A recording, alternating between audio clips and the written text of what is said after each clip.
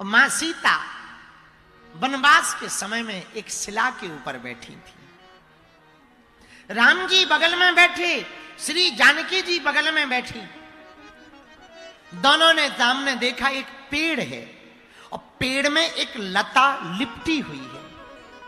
लता को लिपटी हुई देखकर श्री किशोरी जी जानकी जी बोली, प्रभु देखो तो ये लता कितनी भाग्यशाली है, पेड़ में लिपटी हुई है।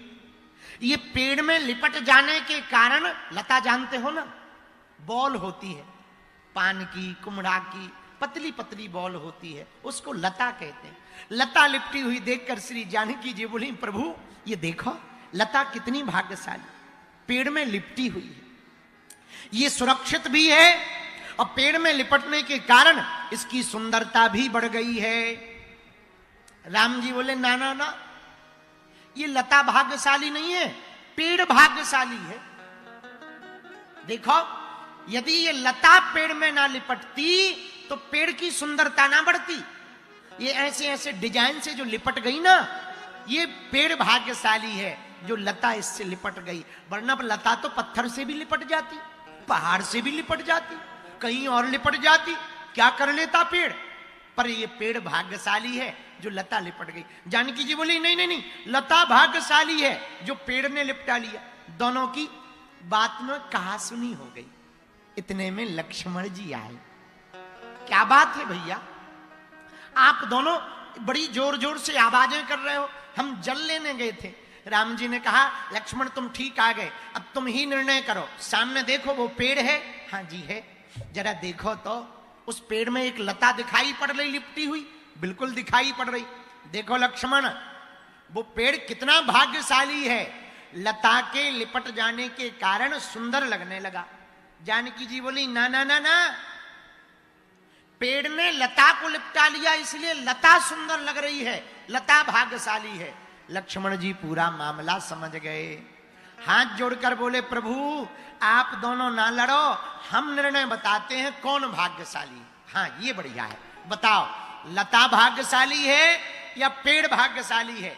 लक्ष्मण जी हाथ जोड़कर बोले, भैया न लता भाग्यशाली है न पेड़ भाग्यशाली है, भाग्यशाली तो हम हैं। जानकी जी लता है, राम जी प्रभु आप पेड़ हैं, हम भाग्यशाली हैं जो लता और पेड़ की छत्र छाया में बैठते हैं।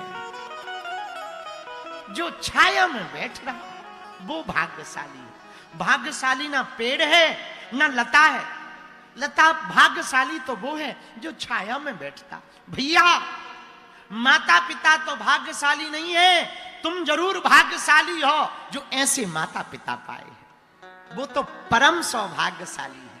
माता पिता तो परम सौभाग्यशाली। इसलिए भैया अपने भाग्य की सराहना करो, अपने भाग्य पर इतराओ जो तुम्हें ऐसा परिवार मिला। अपने भाग्य पर गौरव करो जो ऐसे गुरु मिले। अपने भाग्य को धन्यवाद दो जो ऐसा देश मिला। अपने भाग्य की सराहना करो जो ऐसा तन मिला। कभी विचार करना, कई लोग ऐसे हैं बिना गोली खाए नहीं चल पाते, बिना दवा पिए नहीं चल पाते। बहुत लोग ऐसे हैं बिना इंजेक्शन लगाए नहीं चल पाते। तुम्हारे भाग्य की तो कहो, कितने भाग्यशाली हो। बहुत लोग ऐसे हैं उनके पति हैं पर साथ नहीं रहते। अरे माताओं तुम कितनी भाग्यशाली हो। और पुरुषों से भी कहना तुम कितने भाग्यशाली हो।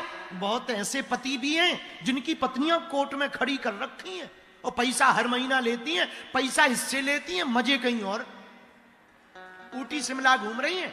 हाँ, और पुरुष भी ऐसे बहुत है, बुरा ना मानना।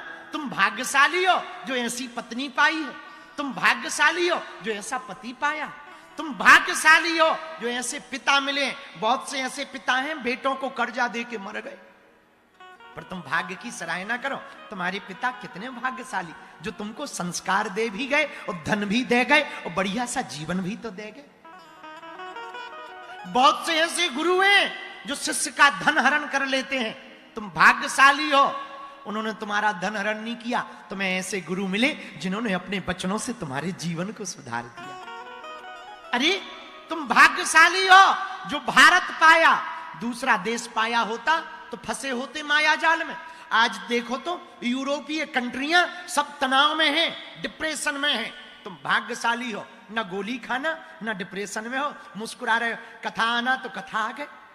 तुम कितने भाग्यशाली हो, अपने इस भाग्य की सराहना करो। भैया ऐसा भाग्य किसी को प्राप्त हो जाए जिसके भाग्य में भगवान की भक्ति, माता पिता गुरु की शक्ति और उनकी कृपा मिल जाए, इससे बड़ा भाग्य क्या।